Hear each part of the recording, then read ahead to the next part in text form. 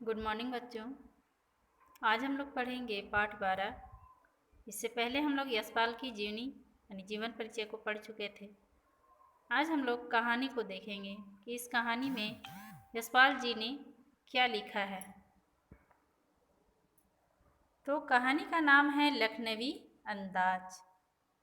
तो इस कहानी के माध्यम से यशपाल जी जो हैं वो यह बताना चाहते हैं कि अगर हम खाना नहीं भी खाएंगे तभी भी मेरा पेट भर जाएगा। यानी इसमें एक रईस व्यक्ति के बारे में वर्णन किया गया है। नवाबी लोगों के विषय में कहा गया है कि जो नवाब होते हैं, है ना, उनके विषय में कहा गया है कि वही कि अगर हम खाना नहीं भी खाएंगे तभी भी मेरा पेट भर सकता है और मैं बिना पढ़े भी साहित्य को लिख सकता हूँ। तो इस तरह से यशपाल जी ने वर्णन किया है। तो इस कहानी में क्या कहा है कि मुफसिल की पैसेंजर रेलगाड़ी चल पड़ने की उतावला में पुकार रही थी।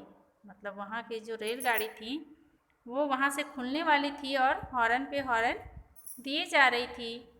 आराम से सेकंड क्लास में जाने के लिए दाम कुछ अधिक लगते हैं। मतलब लेखक कहते हैं कि सेकंड क्लास के डब्बे में जाने के लिए उसका टिकट का दाम जो होता है वो कुछ ज़्यादा लगता है, लेकिन उसमें ये होता है कि भीड़ भाड़ नहीं होता है और एकदम एकांत लगता है।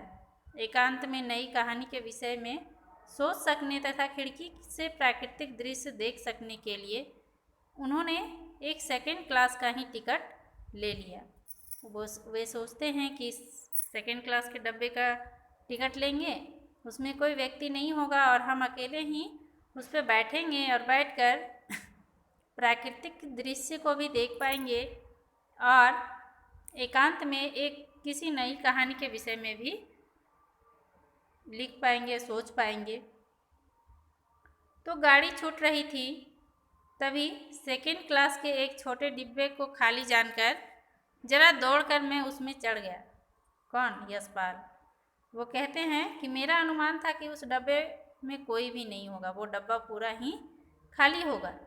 लेकिन जैसे ही यशपाल जी उस गाड़ी में चढ़ते हैं तो देखते हैं कि एक लखनवी नवाबी नस्ल के सफ़ेदपोश सज्जन बहुत ही सालीके से पालथी मारकर बैठे थे। लेकिन उन्हें वो सोचे कि कोई नहीं होगा, लेकिन क्या होता है कि उसमें एक व्यक्ति पहले से ही बैठे हुए रहते हैं जो लखनऊ के होते हैं। लखनऊ के जो आदमी होते हैं वो ऐसे ही नवाब कहलाते हैं। तो वो नवाब जो थे वो सफ़ेद कपड़ा पहनकर, सफ़ेद पोश व्यक्ति यानी सफ़ेद कपड़ा पहने हुए थे और उसमें बैठे हुए थे, पालथी मारकर बैठे हुए थे। सामने दो ताजे चिकने खीरे तौलिए पर रखे थे। डिब्बे में हमारे शहंस अंदर आ जाने से उन सज्जन की आंखों में एकांत चिंतन में विंधा का असंतोष दिखाई दिया। वो बोलते हैं जैसे ही मैं इस डब्बे में आया तो ऐसा लगा कि वो व्यक्ति जो थे उन्हें ऐसा लगा कि मेरा एकांतता भंग हो गया है ना, ऐसा असंतोषजनक उनकी चेहरे में दिखाई दी। मैंने सोचा कि हो सकता है यह भी कहानी के लिए सूझ की चिंता में हो या खीरे जैसे अपदार्थ चीज का शौक करते देखे जाने के संकोच में हो। वो सोचे कि शायद ये भी व्यक्ति जो है ये कहानी लिखने के चलते, उसके विषय में सोचने के चलते एकांत में बैठा हो, या फिर खीरे जैसे अपदार्थ, खीरे जैसे जो खीरा खाने योग्य जो पदार्थ है उसके शौक में ये संकोच में हो। ठीक है। नवाब साहब ने संगति के लिए कोई विशेष उत्साह नहीं दिखाया। वो जो व्यक्ति थे वो किसी प्रकार का उत्साह लेखक से दोस्ती करने की नहीं दिखाई। मैंने भी उनके सामने की वर्थ पर बैठकर आत्मसम्मान में आंखें चुरा ली। वो बोलते हैं कि मैं भी उनसे कुछ बातें नहीं की, मैं भी अपनी आंखों को चुरा लिया, यानी उनकी ओर देखा भी नहीं, अपनी आंखों को कनखी से ही देखकर हटा लिया। ठाली बैठे कल्पना करते रहे कि पुरानी आदत है हमारी। नवाब साहब की असुविधा तथा संकोच के कारण का अनुमान लगाने लगे। फिर वो सोचने लगे कि आखिर ये क्यों असंतुष्ट है, कहीं ऐसा नहीं कि मैं इस डब्बे में आ गया इसलिए ये असंतुष्ट है। तो ये सब सोचने की मेरी पुरानी आदत थी, है ना। और मैं अनुमान लगाने लगे उनके कारणों को कि क्यों ये संकोची दिख रहे हैं और असंतोषजनक दिख रहे हैं। नवाब साहब ने बिल्कुल अकेले यात्रा करने के अनुमान में सेकेंड क्लास का टिकट खरीद लिया हो और अब गवारा ना हो कि शहर का और कोई सफ़ेदपोश उनको मंझले दर्जे में सफ़र करता देखें। ठीक है, तो वो सोचने लगे कि आखिर क्या बात हो सकता है।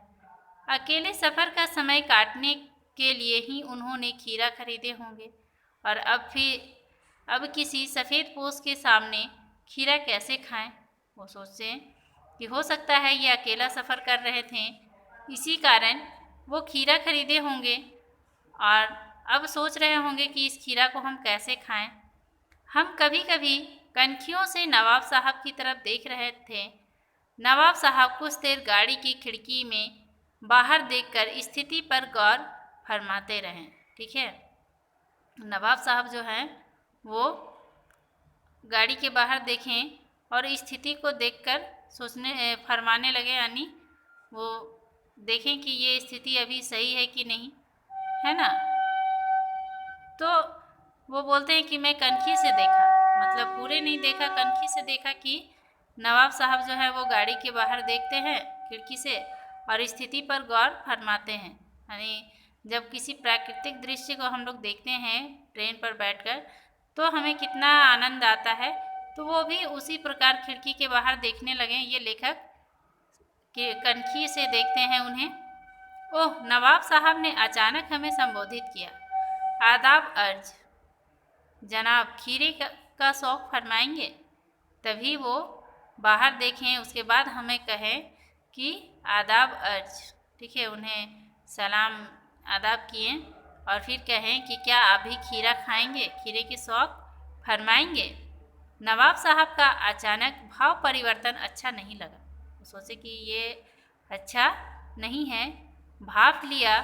वे शराफत का गुमान बनाए रखने के लिए हम भी मामूली लोगों की हरकत में लथेड़ लेना चाहते हैं, इसीलिए जवाब दिया, शुक्रिया, किबला शौक़ फरमाएंगे, है ना। वो बोलते हैं कि शुक्रिया, मैं इसे नहीं खाएंगे, है ना, किबला शौक़ फरमाएंगे, अभी मैं इसे नहीं खाएंगे। ठीक है, तो इस तरह से वो यशपाल जी जो हैं वो उनके विषय में कहते हैं, क्योंकि दोनों ही अकेले सफ़र करना चाहते थे, लेकिन दोनों के साथ असंकोचजनक बातें आ गई, क्योंकि वो भी नहीं जानते थे कि इसमें कोई और है, लेखक भी नहीं जानते थे और वो तो पहले से ही नवाब साहब बैठे हुए थे, तो उन्हें तो पता ही नहीं था कि यहाँ पे कोई आने वाला भी होगा। तो इस तरह से दोनों ही उसी गाड़ी में बैठ गए, लेकिन लेखक जो है वो प्राकृतिक दृश्य को देखकर कहानी लिखने के लिए वो एकांत जगह का खोज कर रहे थे। तो धन्यवाद बच्चों। इससे 5